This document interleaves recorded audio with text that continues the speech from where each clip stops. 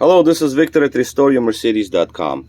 Today I have these modules. These are SRS modules from 92 600 SEL, but it's the same module that you find on 600, 400 SE, 400 SEL, 500 SEL, 300 SE, whatever, diesels. First generation W140s, and I believe even some R129 chassis cars. These are the simple ones, only two airbags, passenger front, driver's front, and two seat belt pretensioners, and that's about all. Simple diagram, but the module indeed is quite complicated internally. Now, reason of this for this video is just to show that the module that I bought is defective. This one does not work, just like my old one here. It says old. And I also had another one opened up just to see what's going on inside the module. This is some other old module that I had laying around. It says here this is some old module, whatever, just some, probably replaced with another one because this module is also a non-working module.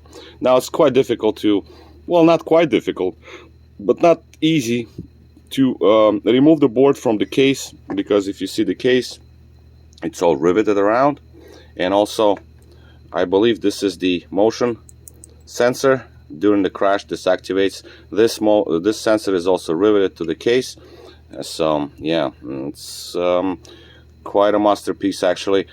And also, to make matters worse, this board is a 3-layer board. Most likely this one is also a 3-layer board. So I removed a couple of components trying to trace the line for the power, see where the power goes. I found I just got as far as here. And at the light, if you look at the light closely right there, dark spots down on, that's the inner layer, the one sandwiched in between the outer two. Because on this side we don't see the traces at all.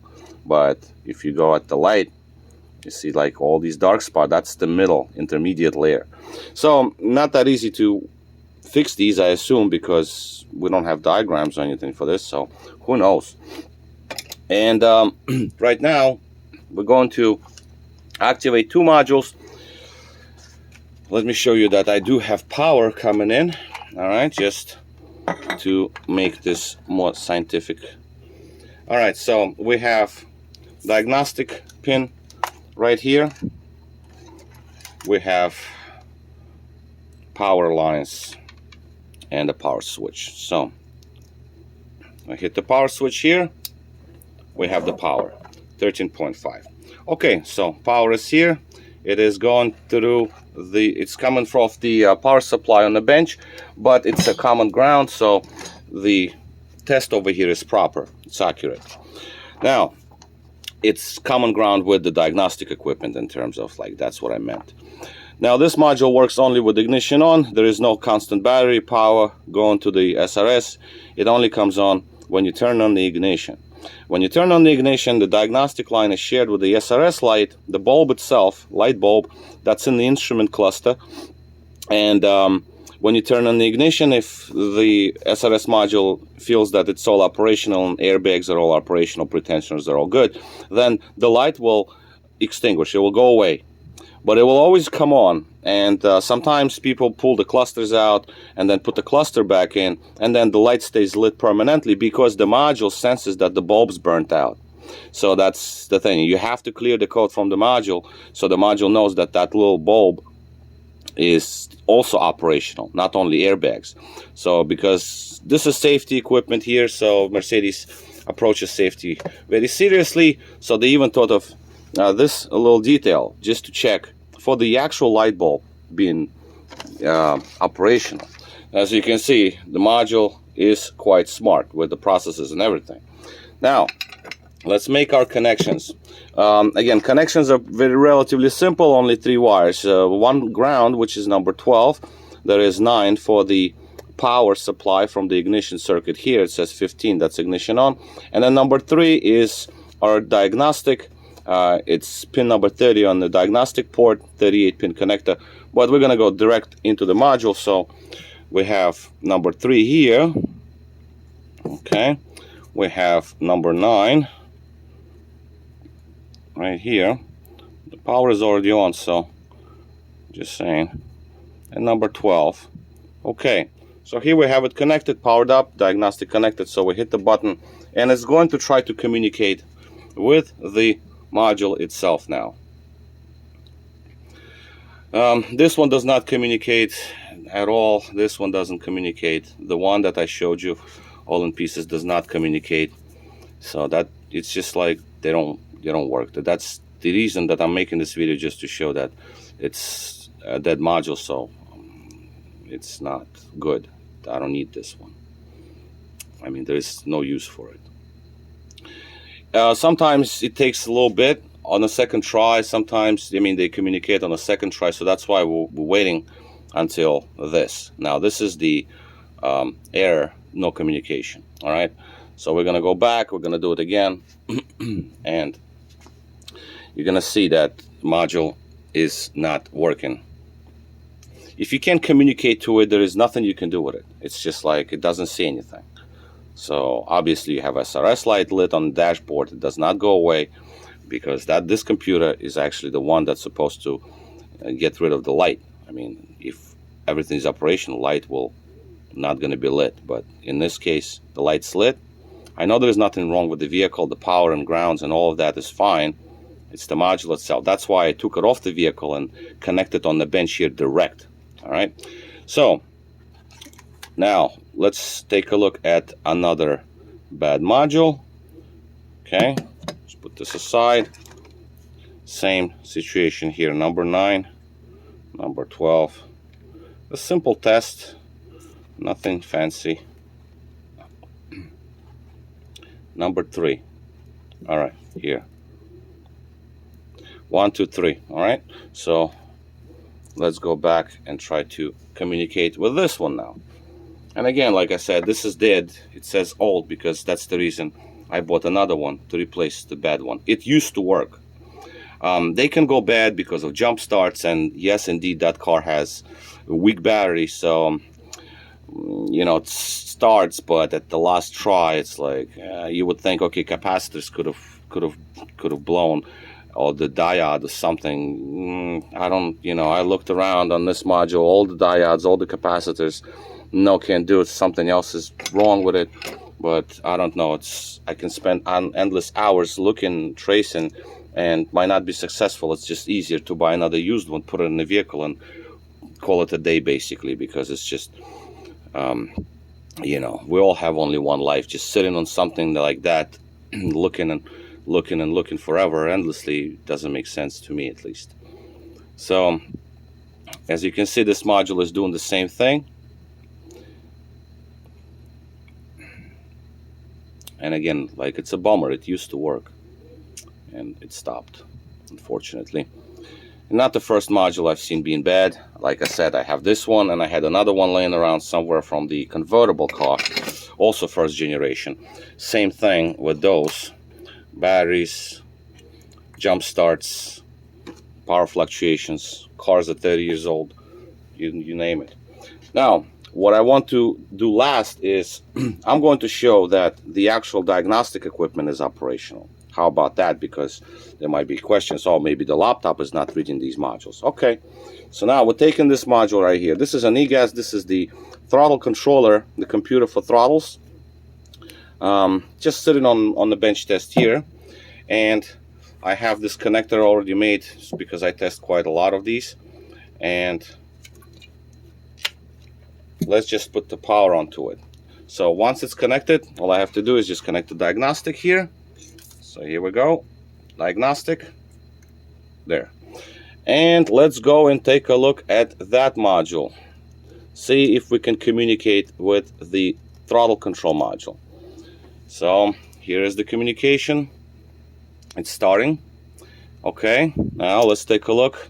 Now here it is. This computer sees that this module being 140-545-7532. So that's the part number on the module. So it does connect to it perfectly fine. And then we can go and, let's say, read fault memory, like errors that are stored in it. Obviously there will be many because nothing else is connected to the module. but at least it is reading it. It's reading it. It reads it fine. See, we got the codes, module itself, whatever. But because again, module is on the bench, nothing connected to it, because this is what should happen with this. It should have shown us. It should have shown us the part number of the module, the hardware software version, and then the codes, just like this module is shown, right? Now we're not going to clear anything because I will disconnect it. See right here, the control unit version, we should be able to see it from this one as well, just like this, and we can't. So, you know, that's basically what it is. So as you can see, the software is operational. There's nothing wrong here with the software. All right, and one more time, I'll unplug. Leave it connected, it doesn't matter. One more time, number 9, S2, just to make this video 100%. Number 12 for the ground. Ground is also the case. And then we have number 3 for diagnostic. Okay, so now we have this connected. We're gonna go to body, then we're gonna go to the airbag, and it's going to try to communicate with this module now, because the diagnostic is disconnected from this one. That power doesn't matter. And I can unplug it. It's like, that's fine with me. Doesn't matter. The power doesn't matter because diagnostic is connected to this module now. That's why you have 38 pins. 38 pins.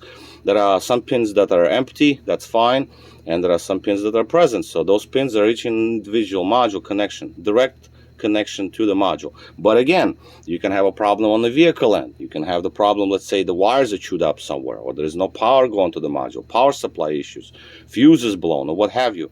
This is totally direct, bypassing all of that. Module along on the bench.